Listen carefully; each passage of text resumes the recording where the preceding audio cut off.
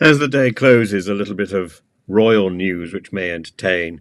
Meghan says that the souvenir she's taking back with her to California from Nigeria is all the happy memories of the experience of their pseudo royal, semi royal tour.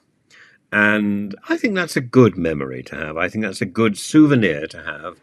And certainly she carried herself off very well on that tour.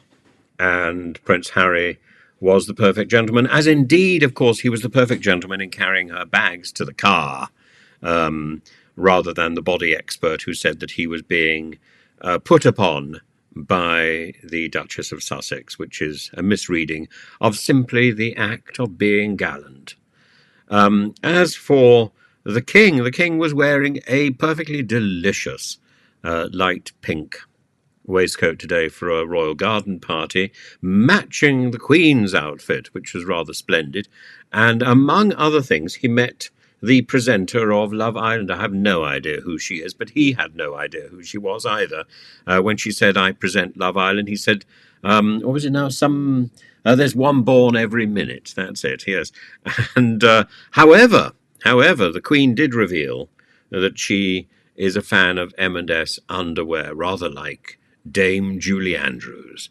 And anything else? Thero. He also met Thero. The and I believe Louis Thero, and I believe he presented a knighthood to Ridley Scott, the fellow who made Gladiator. Ridley Scott is quite a superb filmmaker, and it's always difficult to establish the credibility of a filmmaker who makes films which people want to see. And it's sometimes difficult to say, oh, this is entertaining and it's also good.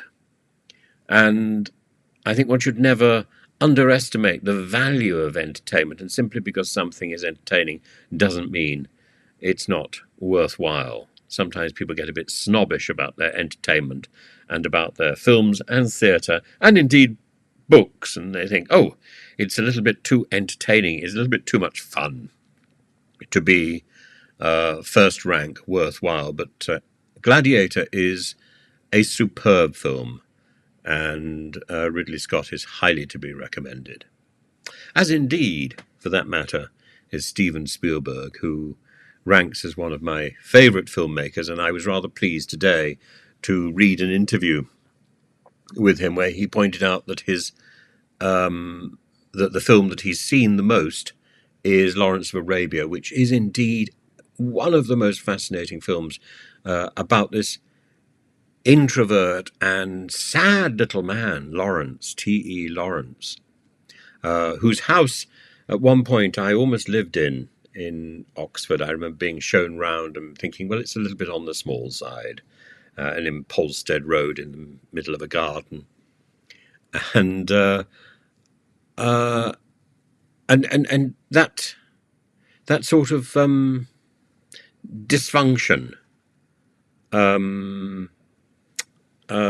is played out against the most magnificent background, the most monumental shots of both scenery and action, and it's that contrast which is so important, that other people understand themselves and can communicate.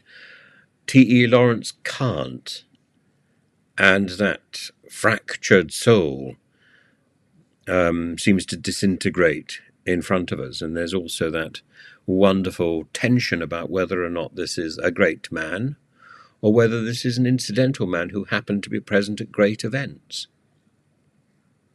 And David Lean isn't arrogant enough to try to resolve that. He simply places it there for us to think about. And the longer version of the film is so tantalizingly brilliant.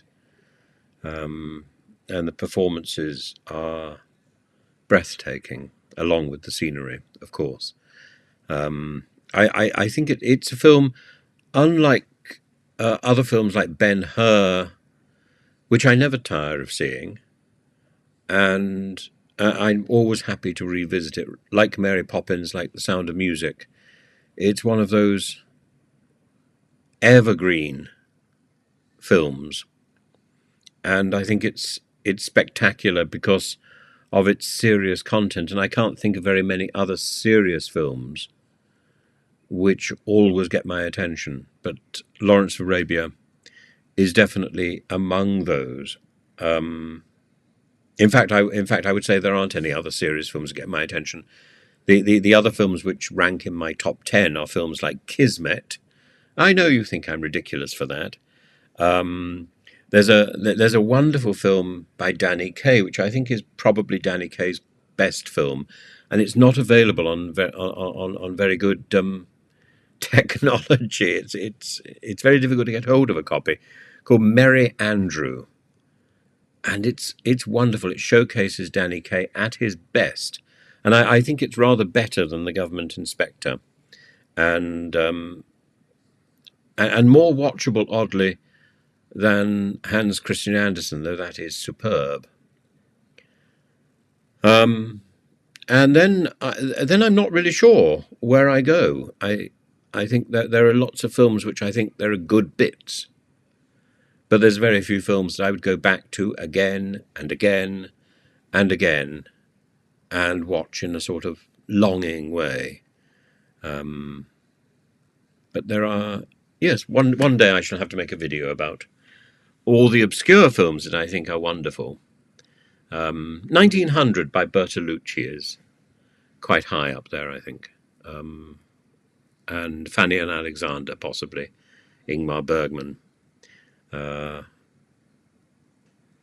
I'm not sure.